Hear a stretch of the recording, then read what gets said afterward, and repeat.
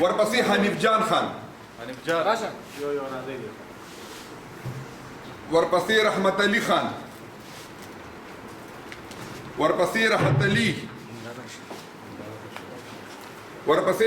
شجاعت خان، شجاعت خان،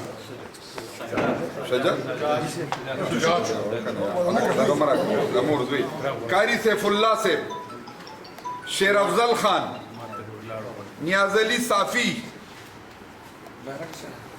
فرمان حجی، خیر اللہ خان،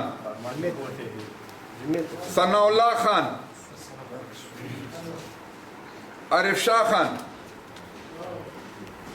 محمد مجتبا. دا ټول دا سیرو والا راشي.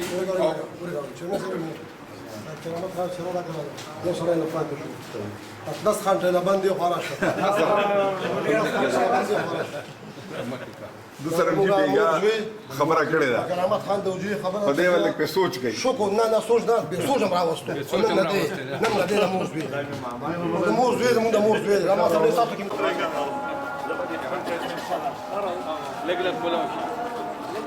ونشي د کرامت علی حواله سره د پښتونخوا قومي جرګې حواله سره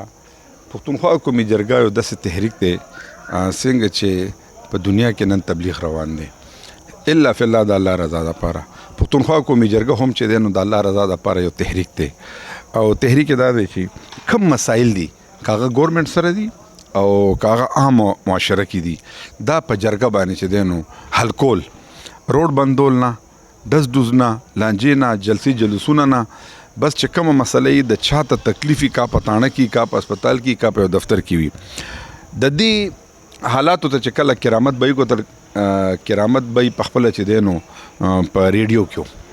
او ډېر ښه ډیوټي کړې ده په میډیا کې، اوس ریټایرمنټ اخیستی دی او خو چې هغه د حالاتو کتل نو هغه لبیا مونږ راغوسو ملګري ورسره کېناستو، هغه په خپله وویل چې یاره ما د باني چیرمین خالد ایوب صاحب تقریر په عارف ناظم په ځای کې اورېدلی و نو د هغه چې د دې خپلې خاورې دپاره کومه جذبه وه نو زما هغه جذبه ډېره زیاته خوښه شوه. نو هغه ویل چې ما بیا زړه کې دا عهد وکړو چې یاره زه به انشاءالله تعالی عزیز دا کم بقایا ژوند مې چې پاتې دی ډېر ژوند خو ما به صرف ګټلو کې تیر کو، بس ګټه او ژوند دی کې تیر خو چې کم لږ هر څومره ژوند پاتې دی دا به زه د الله رضا دپاره د خپلې خاورې چې څه ته مونږ مور وایو، خاوره زموږ مور ده که نه، د خپلې خاورې دپاره به زه انشاءالله خدمت کوم، د دې خپلې خاورې خدمت به کوم، د دې خپل را روان نسل انشاءالله تعالی عزیز. نو په دې وجه باندې زه پښتونخوا قومي جرګه کې چې دی نو شامل شوم او موږ هم ورته هرکلی وایو ځکه چې کم داسې تکړه ښایسته او پاک خلک چې هغه الله دې معفو کړي چې هغه ګنده سوسایټۍ کې نه وي، هغه په نور غلطو سیسټمو کې نه وي نو او داسې پاک انساني نو موږ ورته ډېر زیات خوشحالېږو، موږ ورته هرکلی وایو. انشاءالله پښتونخوا قومي جرګه کې به ورته عزت ملاوي، قدر ملاویږي او دی به خپل محنت کوي انشاءالله قدر به نور هم زیاتېږي. زه به دې حوالې سره ووایم چې زه خپله DRC چیرمین یم بډبیر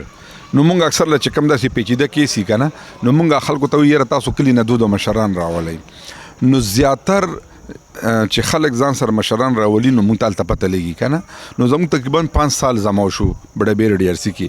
پای کې زیاتر زه وینم چې په تاریخ کې جرګې باز راولي نو ځان سره کرامت خان بیا راوستو.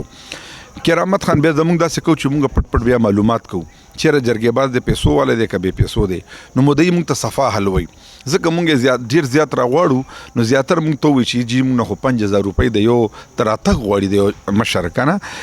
د کرامت باره کې به زه دا ووایم چې څومره کسان راغلي دي او ما ته دا تپوس کړی دی نو د کرامت بای متعلق ډېر یو ښایسته خبرې کړي دي چې دې حده پورې خپل ګاډی خپل پټرول په دې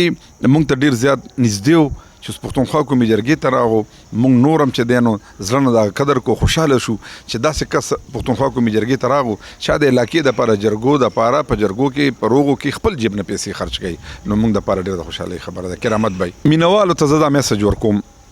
چې دا کم حالات په دنیا کې روان دي خاص کر موږ به د خپلې معاشرې د خلیلو مومندو خبرې وکړو که نه معاشره کې نن ایس یو ډېر بدترینه نشه روانه ده چې هغه داسې بدترینه نشه ده چې انسان دا خبره په کور کې خور او مور هم نه پېژني